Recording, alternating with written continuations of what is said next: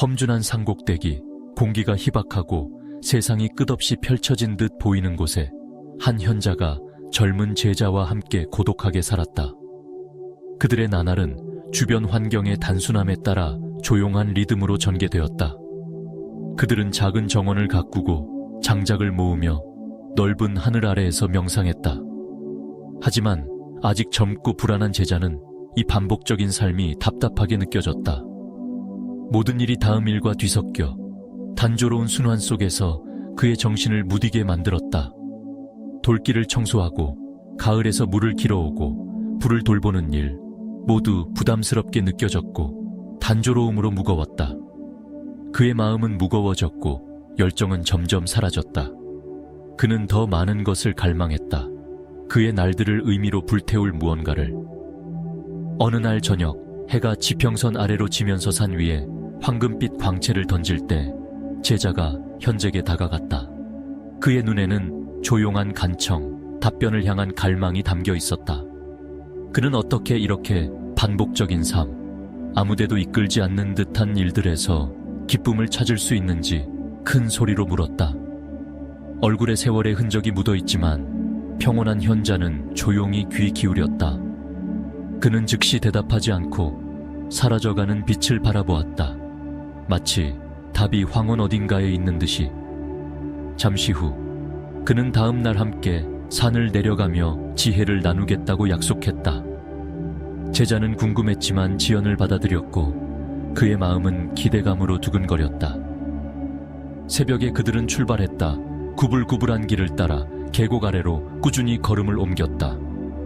산의 공기는 저지대의 따뜻함으로 바뀌었고 곧 그들은 푸른 들판에 둘러싸인 마을에 도착했다. 삶의 소음이 그들을 맞이했다. 먼지투성이 골목을 뛰어다니는 아이들, 도구에 덜거덕거리는 소리, 일상적인 일의 중얼거림. 걸어가던 중 그들은 태양 아래에서 일하는 남자들 무리를 만났다. 그들의 손은 끌과 망치로 바빴던 돌덩이를 다듬고 있었다. 먼지가 공기 중에 떠다녔고 금속이 돌에 부딪히는 리듬 있는 소리가 공간을 채웠다. 현자는 멈춰서서 그 장면을 관찰하고 제자를 가까이 데리고 노동자들에게 다가갔다. 그들이 처음 말을 건 남자는 돌 위에 몸을 구부리고 있었고 이마에 땀이 맺혀 있었다. 그의 움직임은 날카로웠고 거의 화가 난 듯 보였다. 마치 끌을 내리칠 때마다 좌절이 담겨 있는 듯. 그가 무엇을 하느냐는 질문에 그의 대답은 짧았고 목소리에는 짜증이 묻어났다. 그는 돌을 깨고 있다고 말했다. 마치 그 일이 그의 존재에 대한 모욕인 것처럼. 더위는 견딜 수 없었고 일은 끝이 없었으며 그는 질문에 대한 인내심이 없었다. 그는 다시 일에 몰두했고 얼굴은 찌푸려져 마치 돌 자체가 그의 적인 듯했다. 제자는 그 남자의 불만을 느끼며 산에서 느낀 자신의 불안과 닮았음을 깨달았다. 근처에서 일하던 두 번째 남자는 달랐다. 그의 움직임은 꾸준하고 기계적이었으며 급하지도 느리지도 않았다. 현자가 그의 일에 대해 묻자 그의 대답은 담담하고 초연했다. 그는 생계를 위해 돌을 다듬고 있다고 말했다. 그 이상은 없었다. 그 일은 목적을 위한 수단일 뿐 밥상을 차리기 위한 방법이었다. 그의 목소리에는 기쁨도 원망도 없었다. 단지 조용한 체념만이 있었다. 그는 해야 하니까 일했고 그의 손은 익숙한 효율성으로 움직였지만 열정은 없었다. 제자는 그 남자의 무관심을 눈치챘고 매일 고묘한 이들의 운명이 이런 것인지 궁금했다. 그리고 그들은 세 번째 남자에게 다가갔다. 그의 손은 돌을 다듬으며 조심스럽고 거의 경외심을 담아 움직였다. 그의 입계는 희미한 미소가 떠올랐고 눈에는 조용한 자부심이 반짝였다. 현자가 그가 무엇을 하느냐고 묻자 그의 대답은 따뜻하고 목적에 차 있었다. 그는 단지 돌을 깨는 것이 아니라 아이들이 모여 배울 학교의 기초를 짓고 있다고 말했다. 그는 이미 아이들을 볼 수 있었다. 눈이 빛나고 열정으로 가득 차 교실을 웃음과 호기심으로 채우는 모습. 그의 망치질 하나하나는 그 비전을 향한 한 걸음이었고 자신보다 더 큰 무언가에 대한 기여였다. 그의 일은 부담이 아니라 선물이었고 그의 존재 전체에서 발산되는 기쁨의 원천이었다. 현자는 제자를 향해 돌아섰고 그의 눈은 차분하고 지혜로웠다. 교훈은 이제 명확했지만 그는 처음에는 말을 하지 않았다.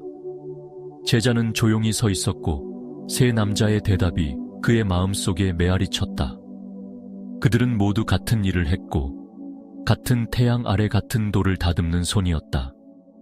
하지만 그들의 경험은 더 다를 수 없었다. 첫 번째 남자는 좌절감에 사로잡혀 그의 마음은 노동의 무게를 제외한 모든 것에 닫혀 있었다. 두 번째 남자는 기쁨이나 슬픔의 영향을 받지 않았고 그의 일은 필요를 충족시키기 위한 공허한 일과였다.